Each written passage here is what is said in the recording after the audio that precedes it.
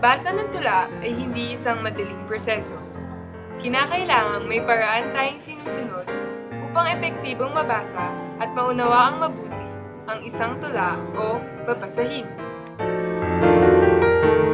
Ngayon, ipapakita namin kung paano magbasa ng isang tula. Ang pagbasa ng tula ay parang bumukas ng isang regalo. Regalo? Oo, regalo!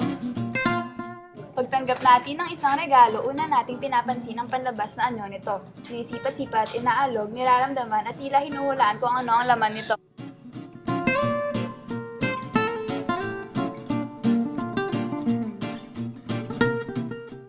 Sa tula naman, una nating tinitingnan ang panlabas na itsura nito. Tinutukoy natin ang istruktura at anyo ng babasahin.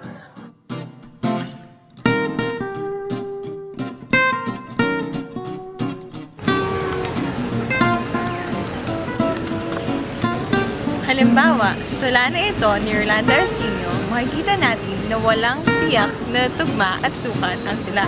Kaya masasabi natin na ang anyo niya ay malayang taludtod. Dahan-dahang buksan ang regalo para di masira ang laman nito.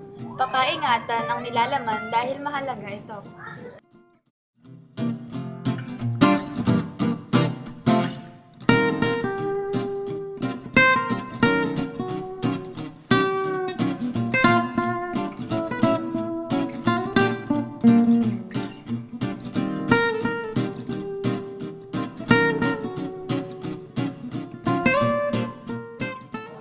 Sa tula naman, huwag madaliin ang pagbabasa. Intindihin at namnamin ang bawat salita nito upang di masira ang pinakanilalaman ng tula.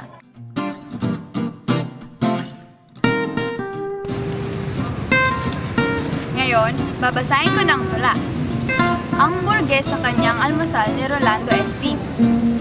Nakadamba na sa Anong ginagawa mo? Nagbabasa ako ng dahan-dahan. Ay, hindi ganyan ang ibig namin sabihin. Ano? Hindi literal na dapat mong babasahin ng dahan-dahan ng tula. Sinasabi lang namin na huwag mong masyadong madaliin ang pagbabasa upang maunawaan mo ang mensahe ng tula. Yay! Ngayon, nabuksan na natin ang regalo. Malalaman na natin kung ano ang nilalaman nito.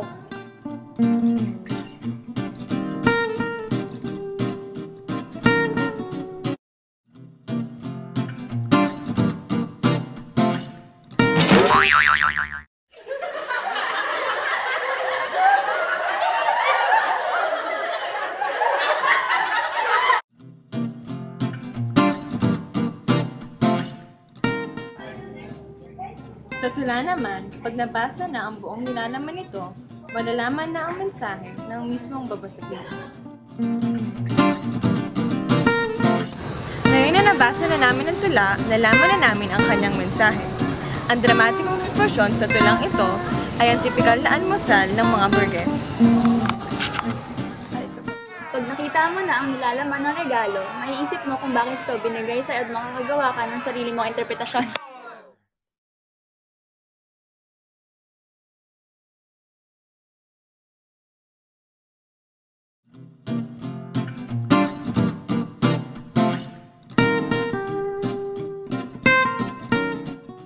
Sa tula naman, pag nalaman na ang mensahe, makakagawa ang mambabasa ng kanyang sariling interpretasyon.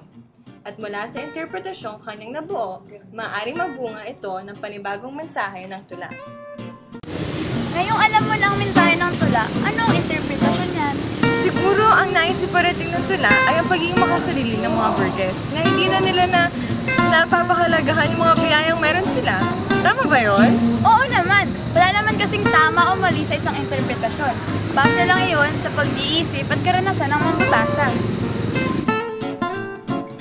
At yun ang payo namin sa pagbasa ng tula.